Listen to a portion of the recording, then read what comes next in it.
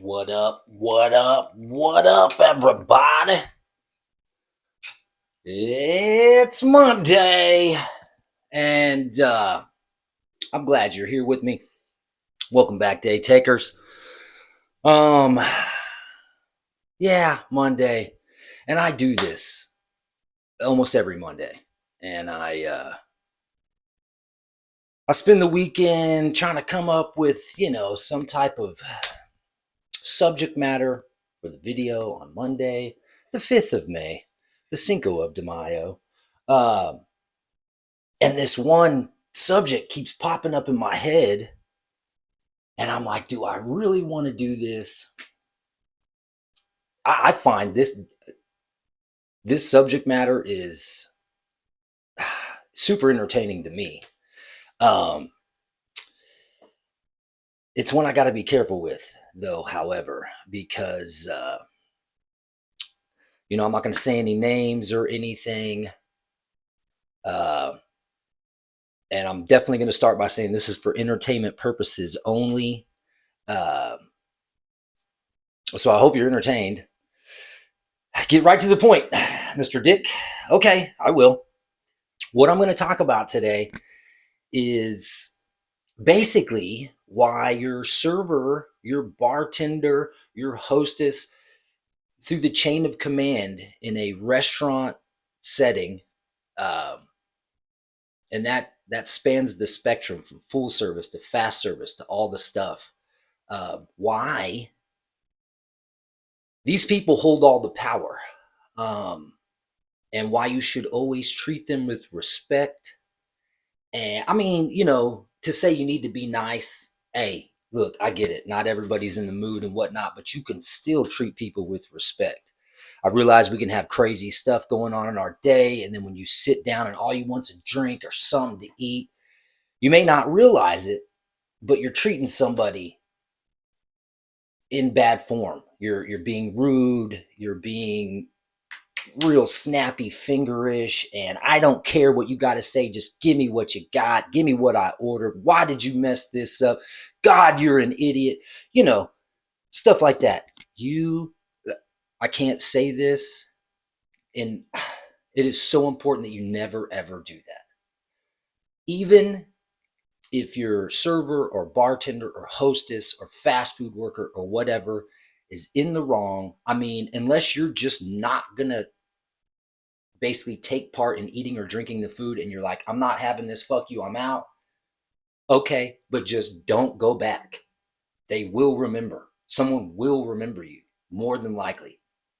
All right, so what I'm going to do today is tell some stories, a couple different instances of where I have seen basically servers and bartenders attack. Okay, and they wouldn't be construed as outright attacks because a lot of time the patron, the guest, the customer doesn't even know they're being attacked. But in most of these cases, I'm not saying what the service staff did was correct or right, or most of the time they shouldn't have done this. For sure, they shouldn't have done it. Um, okay, I think what I should do first is tell you the first time I ever saw this going on, and I was a real young man.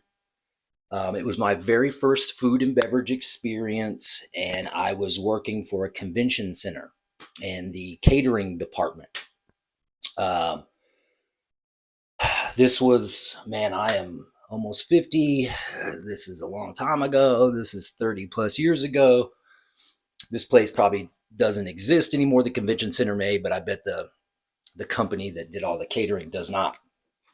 Okay, so we would, at times, depending on how big the function was, uh, they would call us in for the weekend, whether was the day of the event, if it was small and didn't need a lot of prep, or they'd call us in like Friday night and we'd spend all night, like to the wee hours of the morning, setting up the banquet halls, getting chafers ready. Chafers are containers that hold food, and you're able to heat them with these elements called sternos. I'm just trying to set this up. And then on the day of the service, and sometimes there was multiple days on these functions and whatnot, it would sometimes be our job as the banquet servers and or bartenders to do prep behind the scenes. And we would basically be taking plates and putting plate covers on them and then sticking into these devices called hot boxes. Um, and the hot box basically held the plates. Sometimes, depending on what function we were working, these plates would be labeled because they were going to a certain seat number, everything from, I mean, you name it, they did it all there. And I didn't work them all, but I worked a number of them. It was my very first experience of food and beverage. So one of these days, it may have been the second day, because the first day there wasn't any food. It's like we served drinks, and then the second day it was like they had 3 meals, da da da da da. And there was like a banquet captain. So this was the dude that was like second in command, I guess, because you would have a manager, owner, operator, or whatever, and then the banquet captain, which was basically managing all of us. And this dude was quite entertaining. Real tall, real skinny, real long fingers. Why? Why would I bring up long fingers? Well, I'll tell you why. So each, this is crazy. Each one of these plate covers, they have a hole in it about the size of a quarter, and it's so heat releases condensation. I mean, it still gets condensation depending if it's a salad cold box or a warm hot box. This banquet captain had just come in from dealing with some of the guests at this function, and he was pissed. He was very flamboyant in his nature, and so he was loud and animated and whatnot. And we have all these plates out, and we're putting the things in, and we're stacking them in. It's really mind-numbing, boring. So you're looking for some kind of entertainment, and you're basically in this weird underground area getting it ready so you can wheel it upstairs and to the big banquet hall. And he's pissed because somebody just disrespected him. He was a gay man, and I guess somebody said something derogatory about him being gay, and he got his get back, if you will. But he got it on multiple people. I can't remember, but it's like they shoot him away. I can't remember the exact detail, like "get out of here, gay man," or they probably use something way worse word wise. But he we had multiple of those plates up with the plate covers, and then we had hot boxes, cold boxes everywhere. He just systematically started licking his finger, putting his whole finger in his mouth, and then sticking his finger down inside those holes, like touching their food, one divot, every one that he could access, he was divoting. And we were all kind of like in shock. He's our manager. He's our leader. He would be the one to encourage us not to do stuff like this. And if something was contaminated, we'd need to do away with it. Ooh, he was pissed. We're all wearing gloves, mind you, while we're doing this. He is gloveless. He is fully salivated up, and he is bump, bump, bump, bump, bump. He'd come up with mashed potatoes on his finger or something, lick it off, and then go right back in a bunch more of them. He was angry. He was pissed. He ended up quitting during this whole thing because he just couldn't take it anymore. I think there were other underlying factors, but the fact that these people were being so shitty to him, yeah. So it's probably a good thing he wasn't doing it anymore. But okay, that was the very first time I had ever experienced something like that. You know, because I had heard about it before, but as my food and beverage career went on, of course, I saw more of these cases of, I mean, the scenarios were always so different. Um, I'll tell you what, to even this out, I'll tell you something I was guilty of. Okay. And this isn't horrible, but this is why you want to be cool with your people, especially if they're giving you stuff you're about to put into your mouth. Oh my God. Okay. Um, so I always pride myself. I like being a bartender.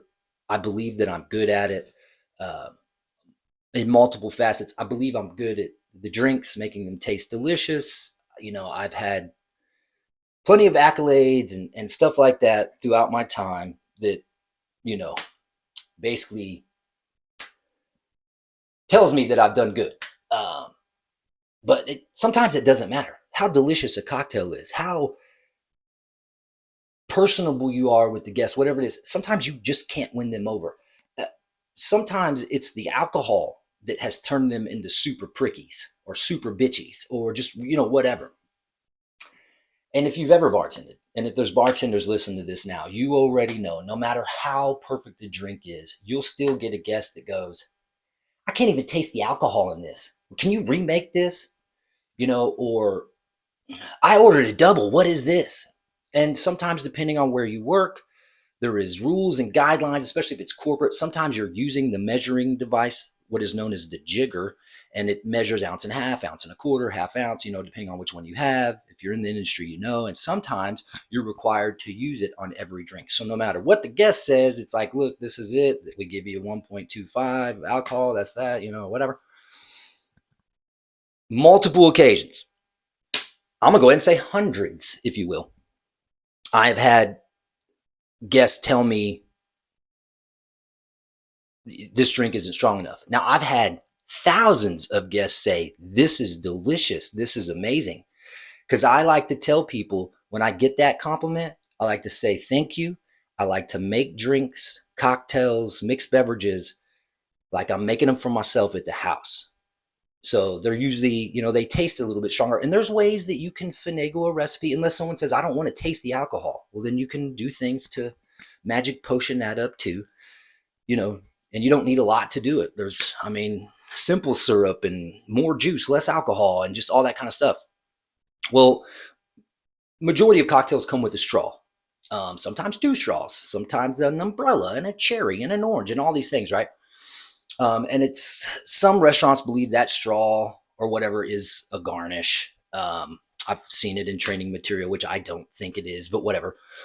I've had guests go, can you make this stronger? Or they'll order a second drink and go, I didn't even taste the alcohol in the last one. Can you make it for real this time? Or whatever. You're in a hurry. You're like, oh my God, I make all these drinks the same. Sometimes you can make it the same exact way you made the first one, give it to them, and they go, now that's a drink, whatever. So if I am able to, sometimes what I'll do is I'll basically make the cocktail, and then depending on if the guest goes, hey, can you make it stronger this time or whatever, I will act as if I am adding more alcohol to it. And there's a way to, on a pour spout, to cover what's considered the carburetor hole and nothing will come out. You can shake them and more will come out, all kinds of stuff. But what I would do to get these people back sometimes, especially if they said they couldn't even taste the alcohol, that's a trigger for me. I can't even taste the alcohol. Well, sometimes you're not supposed to. Sometimes that's what this drink is supposed to do. Have two of them and then see how drunk you are or whatever. So what I would do is I would basically, those straws that are sitting in the cocktail, I would, after I've made the cocktail to its specifications, whatever, this should be a perfectly prepared beverage. I would, never in front of the guest because it would ruin the surprise of the magic. I would pour alcohol directly down their straw. So after I build the cocktail and the straw is sitting on the edge of the glass, I would take the pour spout of whatever major liquor that is inside that cocktail and I would pour it directly in the straw. So the very first sip that they take, because it stays separated in there, because you ever, cap a straw with one finger and holds it in there? Well, I'm basically putting alcohol directly in the straw. So the first sip is like, oh, it's pure alcohol. And if they, if they suck to the straw long enough and hard enough, then they'll get the rest of the fully mixed beverage or whatever. And, oh my God, now that's what I'm talking about, that kind of stuff. All right, just ask for me. If you know the one, no, I'm Dick. Okay, all right, whatever. Okay, that's one of the ones I've done. That's not crazy. I ain't making nobody sick. They may cough it up because it's so strong, whatever. That never happened. But okay, the one story that always enters my brain is one that I was right there when I watched it happen. Like I watched everything. This one is about 20 years ago, and I'm working at a restaurant, and real busy bar, real busy lunchtime bar. This was so long ago. This is when, sorry, I just burped. I don't know if you can hear that on camera. Smoking sections were still in restaurants, and I'm just trying to say that's how long ago it was. Uh, they don't do that anymore, if you will. But yes, ashtrays on the table, all that kind of stuff. So we're working this real busy lunch. It's me and the other bartender. I am working behind the bar. I have half the bar rail as far as what my responsibilities are.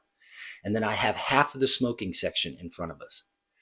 The other bartender has a little bit, I would say the other half of the bar rail, but it was only like 4 seats and they were closest to the door. So the bartender there had those 4 seats, the cocktail area, and then 4 or 5 tables in the smoking section.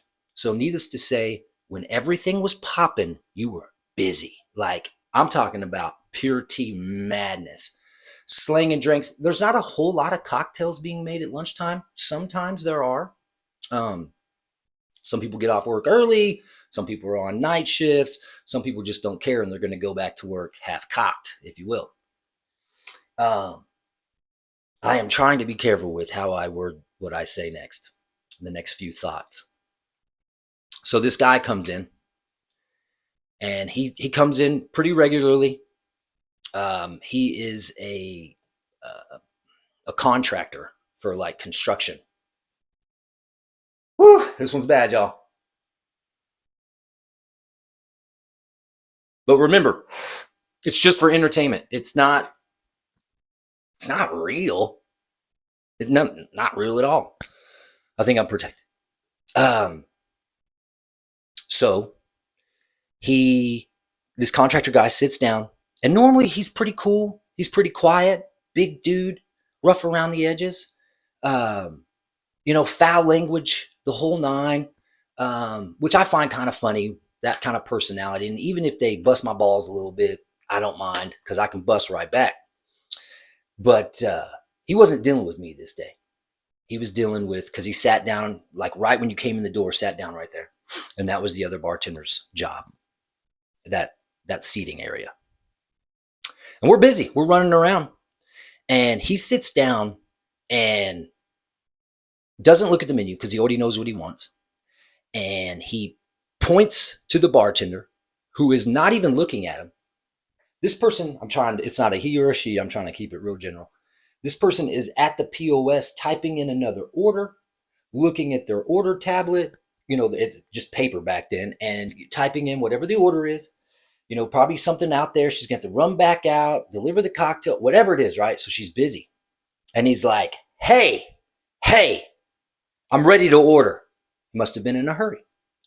And she was like, okay. I said she. She was like, okay, I'll be right with you. And she was like, it's a little busy right now. If you can just give me a few seconds, so she could finish typing. And literally, at a real high voice, but raspy construction guy voice, he says, I don't give a fuck what you got going on. I'm ready to order. Silence in the bar now because he's yelling cuss words in a restaurant. And I looked at him real quick and I was like, whoa. And she stops dead in her tracks and turns slow and looks at him and's like, okay, what do you want? He says it. It was some type of sandwich with French fries. I don't know if it was I don't think it was a hamburger. It was a sandwich with French fries. That's crucial to the story. He's like, make sure I get ketchup on the side. Y'all always can forget the ketchup on the side. And she was like, I promise I won't forget. Busy lunch. This restaurant's used to it.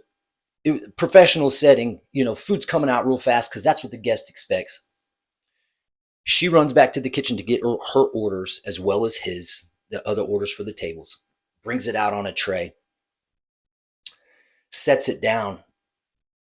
And she's smiling real big. And like her whole demeanor has changed. And I don't know. She never operates like this. I never see her like this. She was a real cool chick too, but she was never, but she was all, and I was like, what, girl, what's up? And she was like, just wait till he leaves.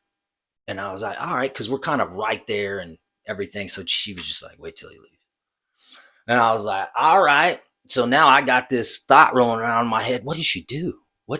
What did she do? What'd she do? What'd she do? Like she wasn't gone long enough to do anything to his food or anything, or maybe she did something to his drink. Like, I don't know. Sometimes servers or bartenders will stick their finger in your drink if you're being rude or crappy to them, or they'll touch something real gross and then touch your stuff and then take it to you. Please, everybody, remember, be respectful to your food and beverage people. They literally hold all the power. They hold the power in the vibe that you're going to have. They hold the power in how fast or how slow things happen at your table. They even hold the power if you're on a date or something, on how that date's going to go. I've got stories about that too. I might even, if I have time, I'll share. So this dude finally leaves. Back to the story. And she comes over to me and we're standing by the service well. And I was like, what did you do? And she was like, I took that son of a bitch's ketchup, because we served it in on the side ramekins. While she was back there, she just walked inside the walk-in cooler and then walked out. But what she did back there, man, entertainment purposes only, just a story. We had chicken prepped that was either defrosting or marinating or whatever, right? I'm pretty sure it wasn't seasoned, so it was probably just defrosting in there, and it was laying on these trays in this big rack that you can push around, because it was going to be breaded and fried and, who knows, whatever, chopped up, cooked, grilled for salads. But it's sitting back there defrosting, no longer frozen. And so all the chicken juice is in the bottom of this tray. So she takes the ramekin for the ketchup and dips it through the raw chicken juice, and then takes it over and fills it up with ketchup, puts it on his plate. Oh my God, y'all. Oh my God. I know this guy got sick because he came back about a week later. She wasn't there. It was just me and him. And it was like the weekend, and there was some sporting event on, and we were talking, because I never really had any issue with this guy. But we were talking, and he was like, yeah, man, for a couple days, I was just like, I couldn't get off the pot. I was puking, I was pooping. I just couldn't, I don't know what was going on. And I was like, oh man, that's horrible. There must be something going around. Oh my God. And I can almost guarantee he got some type of sickness from the raw chicken juice in his ketchup. That story is just for entertainment. I promise. Okay. Never really happened. But that could happen. And that does happen. And I've seen stuff like this happen. So please remember, if you, man, there's so many ways to go about this to be cooler to your people. I think it's only fair that I should run down if something like this happens at your table, to where, look, man, you walk into a restaurant, if you're mean to the hostess or crappy in any way or rude or dismissing or whatever, they have the power to mess with you first.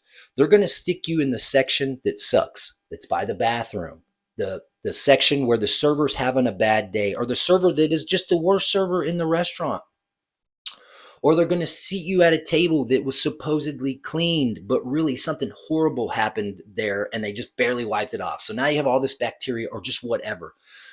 Please be good to everyone you come across in the food and beverage industry. Now, if you get there and it's already crappy, I would just leave. If you get there and you're being cool and you're like, hey, I hope you're having a great day, and, I would like a table for two or whatever. They're like, come on, right this way. Be cautious. If you sit down and that continues, like there's some weird thing going on in the restaurant, tell them thank you, but no thank you. I got to leave. I just got a phone call. I got to get out of here. Whatever it is. Just be respectful. Please. Please, please, please. Man, some of these I probably shouldn't even tell. That one, the one with the chicken juice has always stuck with me, because I feel like that could have been bad. Luckily, he was a big burly man, and he's fine. He was fine, but he was always nice after that. I wonder if how subconsciously he knew they got me. They got me.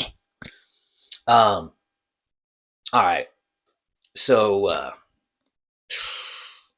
This comes down to like, it can be so quick that you don't even know it's happening. Like,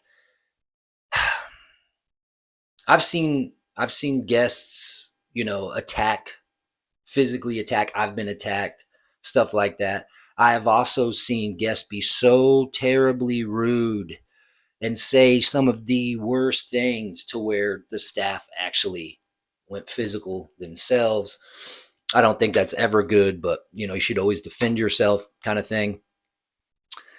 But man, there's a couple of times that look, there is a level of control that the average person just doesn't realize. Everything from how clean your plate is to how clean your glass is to your silverware to everything.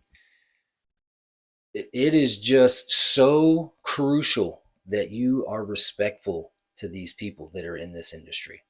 Um, Man, and if you can't, sometimes maybe you should just get to go and, make sure you're nice over the phone. Maybe you can just order online. I don't know, Postmates or something. Make sure you leave a tip.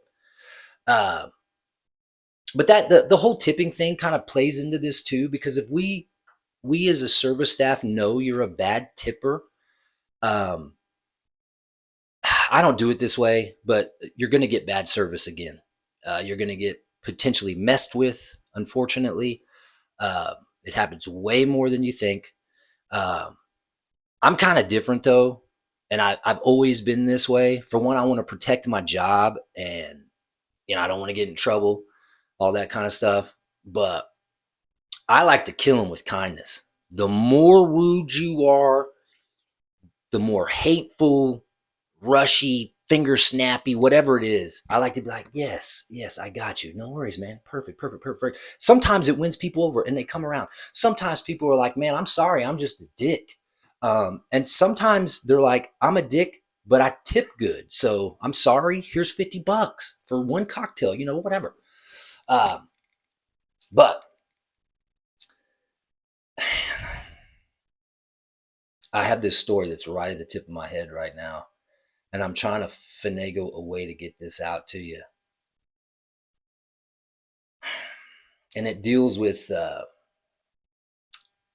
no, I'm not gonna. I don't think I should. It deals with sanitizer or the lack thereof. Yeah, yeah. Maybe I should have prepared more before I started talking about this. But I'll tell you this: if if you have ordered something from a restaurant, especially a sit down restaurant, and it is not correct, it is not what you ordered, it is not cooked all the way through, it doesn't look right, it doesn't taste right, be cool. Be cool about it. Let them know, hey, if you could, please, I don't like this. This is something. Now, in most places, they'll ask you, would you like us to remake it? Would you like us to warm it up? Or would you like something totally different? Just be cool and tell them what you want. If you're worried for any reason that they're going to try to get you, tell them you're good. Um, I'm really not hungry anymore, or just whatever. Just if you can just be like, I'm good. They're probably not going to charge you for it. Some places will, but they shouldn't, especially if you send it back and you didn't eat it all. One of the worst is to eat it all and go, I didn't like it. Man, that's a okay. Well, you should have told me, I would have fixed it. Some people will eat it even if they didn't like it because they don't want their food messed with. And I guess I get that too. But as long as you're being cool, um, all right. I got one, I'll tell you. And then I'm gonna leave this alone. If this video is popular, if it gets comments and likes, I'll go deeper. All right, this happened about 15, 20 years ago too, for entertainment purposes only. Um, I was working at a very, like, the restaurant itself wasn't super shishi, but the area was super shishi. It was kind of in the same area of the Denver Tech Center. This didn't happen at Great Northern. It was, I'm not gonna say less swanky, but it wasn't. hoity-toity, shishi, as I like to say, as the Great Northern was. Different restaurant, um, different setup too. I'll explain the setup, and if you've ever worked here, you know what I'm talking about. Uh, Let me gather my thoughts behind some nicotine.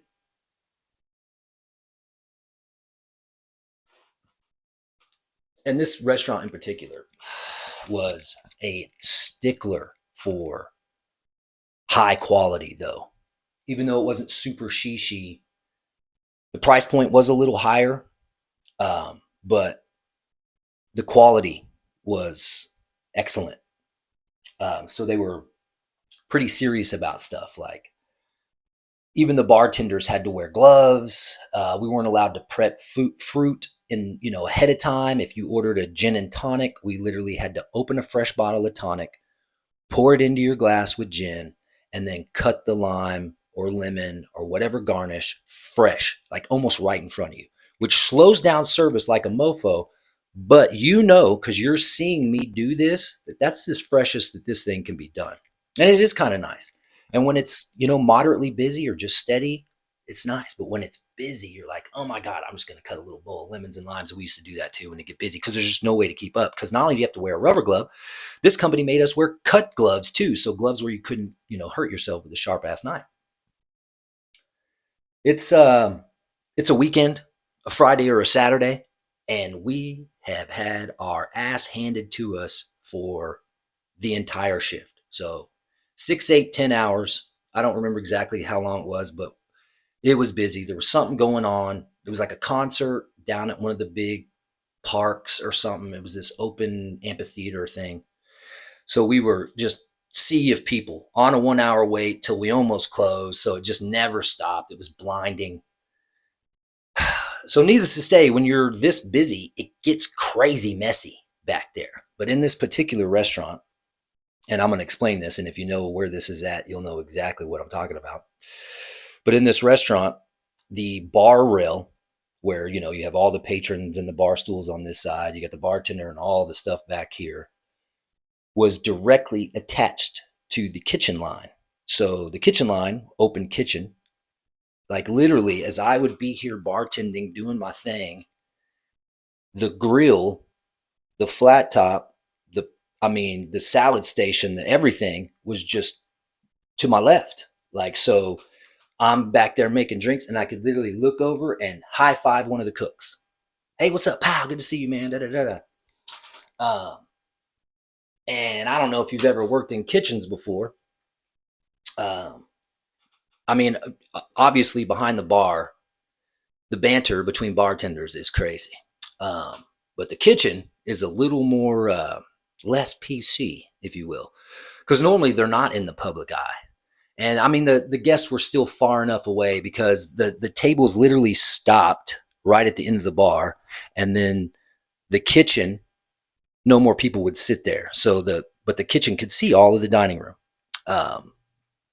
There was like a service alley there where we'd prep drinks and stuff that was directly in front of the kitchen guys. But literally just at this angle, a kitchen guy could look right at the table. Like the guy working the grill, which is usually one of the higher points of service there in a restaurant. Like they don't just put you right on grill. You got to make sure you're good and you know how to do it.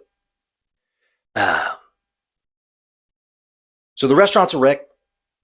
We are about, I don't know, 10 minutes from closing.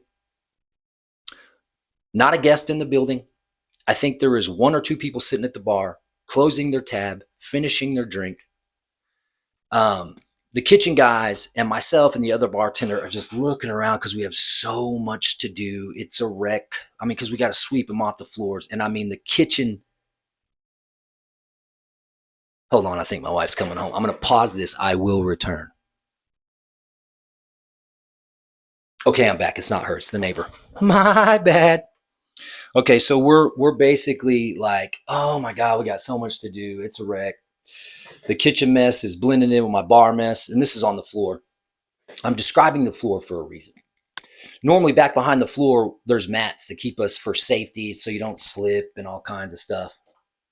But at this moment, and now we're just minutes from closing, the security guard from this area comes in And our management owner said if the security guard ever comes by, whatever he orders, don't charge him for it. We'll just comp it, and he'll take care of our place when we're not there, and call the cops if we need it, and all that kind of stuff, right? This dude's been there all day. Like, he's been in the area all day. He knows how busy we were, and he was a kind of a larger man, and he wasn't real nice. Sometimes he bust our balls if we were out back smoking. Like, you're not supposed to be back here. There's gas and there's a trash can. You catch on fire. None of that is. We literally have an ashtray back there. Like, he was just. I think he wanted to be a cop, but he wasn't a cop. And big, out of shape dude, kind of angry and whatnot. I never really paid him much attention. He's not my kind of people, if you will.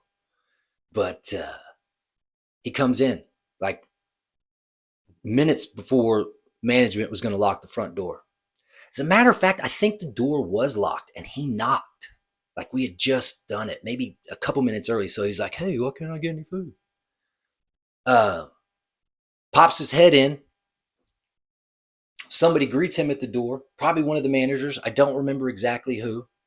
And wants to order some food. That manager person walks over to the kitchen, literally right in front of me, goes to the dude right here that's about to make the burger, because that's what he ordered, a burger. And he said, hey, security guy needs a burger. And he's like, what?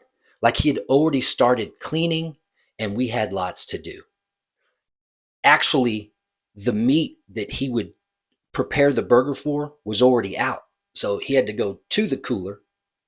Either it was out or it was already put up. I don't remember. But he had to go to the cooler to get a fresh portion of ground beef. Here it comes. Security guy, he was waiting outside. And then, I don't know, maybe he went to go do more patrol and said he'll be back. I don't know what the person told him that took the order, like, come back in 15 minutes, we'll have it ready for you or whatever. Security guy's not out there because the guy that's about to make the burger storms back from the refrigerator holding this ground beef. He looks at his guy, he looks right at me, and he goes, fuck that guy. Whack! And throws that hamburger, which was balled up in his hand, onto the floor. It made a perfect patty. Not really, but it's now flat. But it is in this mess of, I don't even know. Every liquid that was spilt, every dirty shoe. You got to remember, these guys walk around, they go out back to smoke cigarettes. I mean, these shoes are gross, and they're just stepping back and forth. He takes his foot, pats the patty down with it, scoops that patty up with his hand, and goes, throws it right on the grill. Yeah, man. Needless to say, the guy that made the burger and his homie that were kind of doing this together, because they messed with it even more. They gave him dirty vegetables. They gave him garnishes like the pickles from the trash. Just horrible. They were like ex-criminals and didn't like any form of law enforcement, especially the ones that weren't law enforcement, that were acting like it, like, cops and robbers kind of thing. So added that to the fact that now you're making me work and I can't even start cleaning because now I got to make this burger. And for sure, the security guard wanted it well done. Okay. Which was probably best, because this way at least he gets a fully cooked burger, and maybe some of that disgusting bacteria was cooked off, or whatever. But yeah, served him that thing. They served him in like a little to-go bag. He ate it. Saw him the very next day though. It was like Sunday brunch or something. He was out there, in the evening doing his thing. Didn't even look sick. Everything was hunky-dory. But that's what I'm talking about, y'all. Be cool to your people. Be cool, especially if whatever they're going to give you is going to go into your mouth. Hey, look, I've seen servers and bartenders, more servers in this kind of scenario, attack the guest via health code, if you will, just because they were like beating their kids or whatever, like over punishing their children or just smacking or just, whatever, being bad parents. And so the server takes it upon himself to, stick the finger in the drink or you name it. And whatever you can think of, yes, it has been done. I mean, as simple as going to the bathroom and not washing your hands. Um, you know, this is one of the worst ones, knowing that they're sick and they shouldn't be at work and purposely contaminating because a person was rude. Ah, man. Hey, look, I've even seen restaurant on restaurant crime, like everything from, the server or bartender from the restaurant down the street that we were hanging out with that we got kicked out of. Now the cook that was with us that's pissed we got kicked out is going to take it out on the server or bartender that 86'd us or cut us off or whatever. I have seen, you know, bartenders and cooks um, attack via this unsanitary stuff because the coworker was rude to him. I mean, even as much as, hey, hook me up with that good tequila or that good vodka or whatever. And they're like, oh, for sure, bro, I got you. And they give him just the worst product in the world, you know, Montezuma's Revenge kind of stuff, if you know what that is. Um, it's a real crappy well tequila that almost always upsets your stomach. I just, and if you can't be cool to people, don't eat out.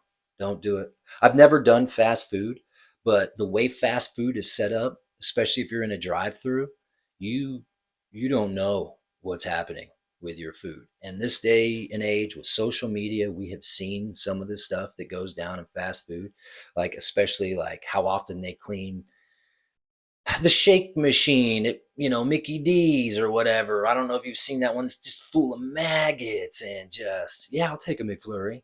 Um, yeah, be cool because if you're cool with them and you have a rapport or you've just been nice since the moment you've been there, with some semblance of caring about, I hope you're having a good day because you're going to take care of me and I hope you're happy, that kind of stuff. And you order the thing that they know is gross because whoever doesn't do it right or doesn't care for it right, they'll go, hey, I would suggest you don't have that today. That knowledge right there, listen to that. Even if it's your favorite item on the menu, if they're like, yeah, I wouldn't order that today, something like that, don't get it. Don't get it. Just don't get it. Um, I was a little worried about this one because I'm not trying to throw people underneath the bus, if you will, on this stuff. But really, the whole purpose of this is so you're cool to your customer service people. Man, please. And this goes more than just food service, food and beverage, because in any form of customer service, you should be cool. Even if you have to fake it, or whatever, or maybe have somebody else do the talking if you're not that person, the ordering, the whatever. Just even when you're like at a retail clothing store and you need to see if they have another size in the back, be cool about that. And they might, because if they do have another size and you're being kind of shitty, they're gonna be like, nah, we're out, bro. We're out. Be good. That's all I'm saying. Be good. But I know anyone who listens to my channel is not one of these people. Okay? If you're a day taker, you're not rude to your guests or to your bartender, your server. Right? I hope. All right, y'all. I just looked at the time. I am at almost 45 minutes. That goes by real fast. Man. Hope I got the message across. And like I said, if you want more of these, I'll skip all the setup next time and I'll just give you the brass tacks. Nothing but the facts. Um, that's right. They call me Dick to the Max. I'm gonna go ahead and dip out. I've got to do some stuff with the kids' school today. I am delivering stuff for a potluck. So yeah, I got to do that. And then run to the store and all that wonderful stuff. Wife should be home anytime. That's why I thought that was her there momentarily. But it is the 5th of May, Monday, everyone. I've got a real good feeling about this month. I don't know what it is. Uh, Something good's going down. I don't know. I don't know. I'm probably going to win the lottery. I am going to win the lottery for sure. Uh, Something good. I don't know why I just keep getting this underlying feeling. So I'm going to send that vibe out to everybody. Something good's going to happen for y'all too, okay? Day takers, I love you. Mr. Dick, that's me. I'm out here trying to take my day. I'm trying to spread my love, share my knowledge, tell my stories, whatnot. Hopefully you're entertained. Thank you for stopping through, especially if you made it this far. You're the real OG. That's what it do. Thank you so very much. Take your day, everybody. Spread your love. Tell your stories. Share your knowledge. And in doing so, it'll help you take your day. Thank you. I love you. And then more than likely, I'll put up a video on Wednesday. Maybe if this gets a lot of comments or something, I can continue the story. Version 2 of Don't Let Them Fuck With Your Food. Wednesday will be the 7th. I will probably see y'all then. Thank y'all so very much. Once again, see you on the flip side. May success be for all of us. Cheers. I love you. Bye.